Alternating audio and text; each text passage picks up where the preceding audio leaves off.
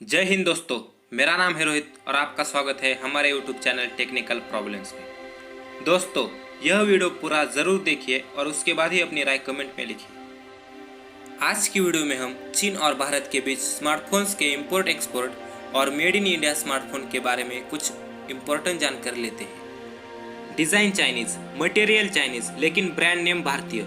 इसके अलावा चीन में ODMS मीन्स ओरिजिनल डिज़ाइन और मैन्युफैक्चरिंग की कई सारी कंपनियां हैं जो स्मार्टफोन को उन्हीं के फैक्ट्रीज में अलग अलग ब्रांड का नाम देके बेचती है। माइक्रोमैक्स यह भारतीय स्मार्टफोन कंपनी 2014 में 18% मार्केट शेयर के साथ दूसरे नंबर पर थी और जून 2020 आते आते माइक्रोमैक्स का 1% से भी कम मार्केट शेयर है। लेकिन सैमसंग, शाओमी, रियलमी यह टॉप 3 कंपनीज है। लगभग 72% भारत में बेचे जाने वाले स्मार्टफोन चाइना से आते हैं। कुछ साल पहले माइक्रोमैक्स और दूसरे भारतीय ब्रांड्स का व्यापार सरल था। यह चाइना से एक साथ अधिक मात्रा में स्मार्टफोन लाकर भारत में बेचते और मुनाफा कमाते। क्यों भारत में फोन बनाने चाहिए? इंटेक्स, जोलो, लावा, माइक्रोमैक्स और कार्बन यह कंपनीज पहले मिडलमैन का काम करते थे। यहाँ पर मिडलमैन का मतलब है कि चाइना से मोबाइल लाकर भारत में बेचना। पर अब चाइनीज कंपनी यह डायरेक्ट भारतीयों को कम प्राइस में बढ़िया मोबाइल प्रोवाइड करती है। इस वजह से इंडियन कंपनीज के स्मार्टफोन की डिमांड कम हो रही है। फुल्ली असेंबल्ड फोन चाइना से भारत में इंपोर्ट करते हैं तो 12.5% टैक्स लगेगा और अगर SEZ स्पेशल इकोनॉमिक जोन में असेंबली प्लांट बनवाया तो सरकार को सिर्फ 1% टैक्स देना पड़ेगा। इस वजह से चाइनीज कंपनी ज़्यादा टैक्स देने से बचने के लिए मेक इन इंडिया कैंपेन से भारत में अपने प्लांट बनवाए, जिनमें शाओमी, वीवो, ओप्पो जैसी कंपनी भी शामिल है। भारत में मोबाइल पूरी तरह से क्यों नहीं बनाए जा सकते?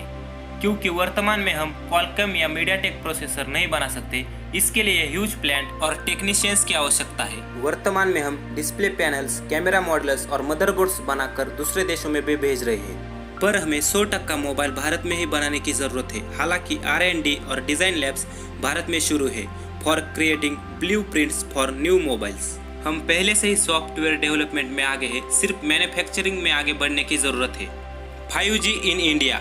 हालांकि मिस्टर अंबानी ने कहा है कि जियो यह 5G इंटरनेट पर काम कर रहा है और वह किसी भी चाइनीज कंपोनेंट्स का इंफ्रास्ट्रक्चर के लिए इस्तेमाल नहीं करेगा। अगर आपको 5G टेक्नोलॉजी की इंफॉर्मेशन चाहिए तो आप नीचे कमेंट करें, मैं अगली वीडियो उस पर जरूर बनाऊंगा। वीवो, ओप्पो, OnePlus, रियलमी यह चाइनीज स्मार्टफोन है जो भारत में बनाए जाते हैं। यह सब ब्रांड्स है पेरेंट कंपनी BBK इलेक्ट्रॉनिक्स का, जिसका हेडक्वार्टर्स डोंगडोंग चाइना में है।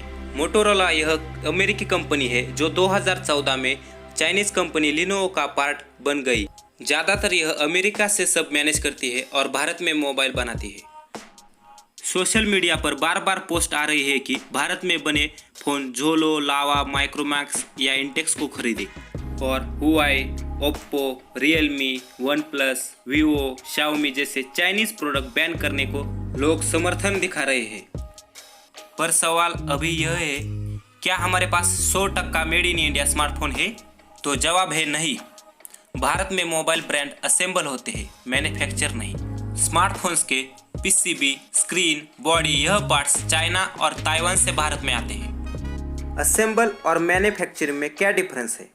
असेंबल मीन्स किसी दूसरी कंपनियों से पार्ट लेकर अपनी कंपनी का लोगो लगाकर बेचना। मैन्युफैक्चरिंग मीन्स एक ही कंपनी में सभी पार्ट्स तैयार करके बेचना। यह है कुछ चाइनीज स्मार्टफोन कंपनीज और उनके बारे में कुछ information. Non Chinese mobile company: Samsung south Korea से, एप्पल, गूगल अमेरिका से, HTC और Asus ताइवान से, फॉक्सकॉन एप्पल, नोकिया, शाओमी के मोबाइल बनाती है। फॉक्सकॉन के manufacturing plants China, India, Brazil और अन्य कई देशों में है। यह जरूरी नहीं है कि भारतीय मोबाइल भारत में ही बने। यह कंपनीज इंपोर्ट या एक्सपोर्ट भी कर सकती है चाइना या अन्य किसी देश के साथ। तो दोस्तों, उम्मीद है आपको यह वीडियो पसंद आई होगी। अगर वीडियो पसंद आई है तो लाइक करें, शेयर करें और चैनल पे नए हैं तो सब्सक्राइब करें।